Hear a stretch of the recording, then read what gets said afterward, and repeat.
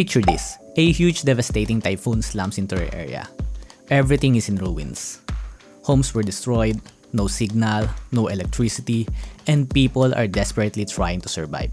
What would you do? A. Help with relief efforts and offer support to people who are panicking or distressed. Or B. Share verified information and updates to keep others informed about the current situation. Well, some people choose the third option. Take advantage of the recent disaster by making fake posts, farm reactions, and monetize the tragedy.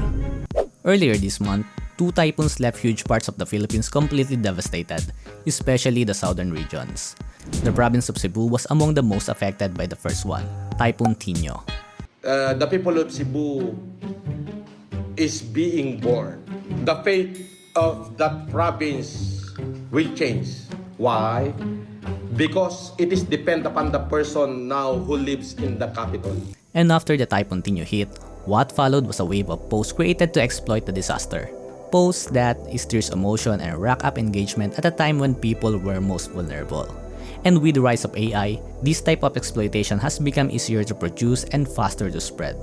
So let's take a closer look at some of the stuff that went viral and explore how people use disaster content just to farm clout and engagement.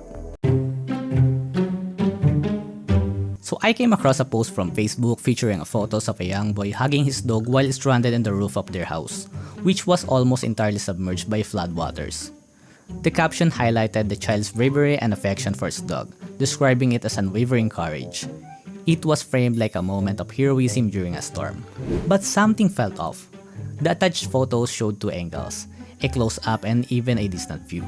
And for me, it looks too perfect not to be staged. So, I did a reverse image search and found this original video from TikTok. Clearly, the video is AI generated. But let's talk about the inconsistencies. First, in the close-up view, there was a wooden structure in the background, probably a gate. But in the wider angle, it's mysteriously gone.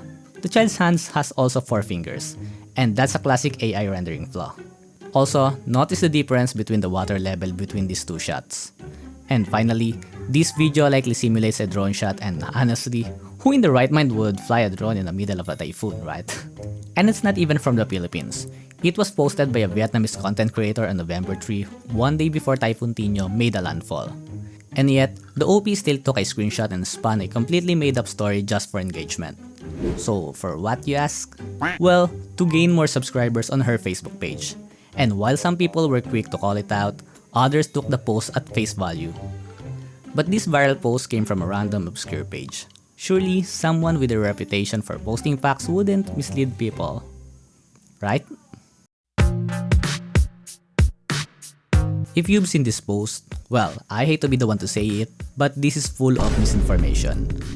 So while I'm doom scrolling, this post pop up on my feed from a page named Kaalaman. And this creator has huge following, with over 4.1 million followers on Facebook and 2.9 million subscribers on YouTube. They build their solid reputation by creating informational and documentary-style videos about random trivias and topics, but lately, their content has shifted more towards commentaries. The page name literally means knowledge in Filipino. Anyways, according to the post, the photo was taken in Cebu after Typhoon Tino hit, and it shows a person rescuing a cat and her kittens from floodwaters. And the caption highlights the cat's courage for carrying her kittens through the rising water instead of abandoning them. Well, sounds legit, right? Well, something felt off. I know it's AI, but I just can't prove it.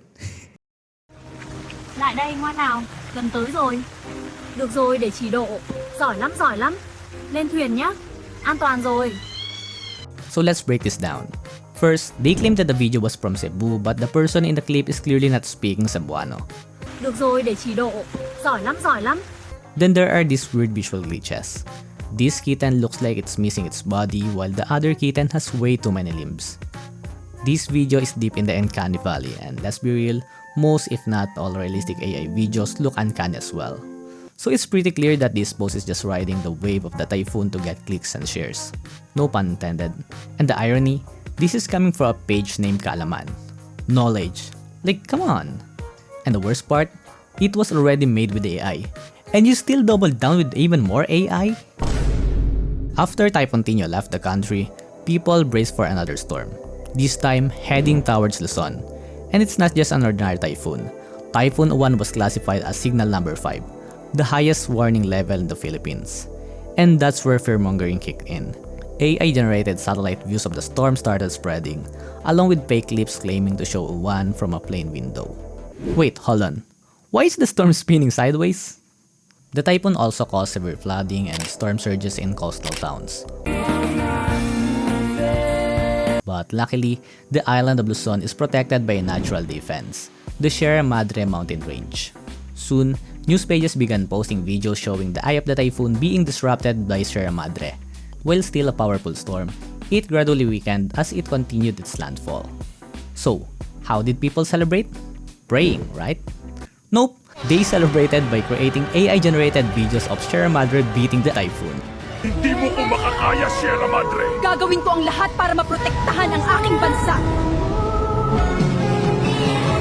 Iingatan ko kayo hanggang dulo, basta iingatan niyo din ako.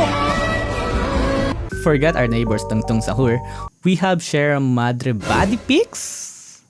Okay.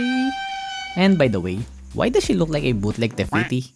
At first glance, it looks like people are just having fun and no harm is being made. But here's the irony.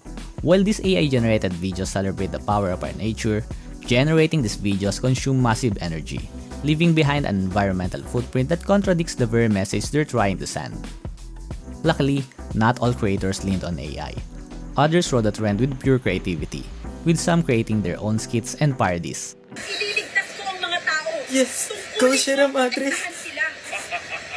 Hanggang kailan ka magtitiis, Sierra Madre? Putang ina mo, Uwan! And I think this proves that you can raise awareness and engagement without adding to the environmental cost. In fact, those who joined the trend without relying on AI show that creativity doesn't need advanced algorithms to shine.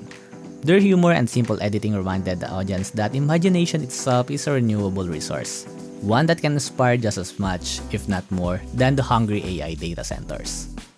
So yeah, every time a disaster hits, some people help the relief efforts, some people stay informed, and others probably think, how can I turn this into a content? But at the end of the day, we can control who posts what. But what we can control is what we believe and who we give engagement to.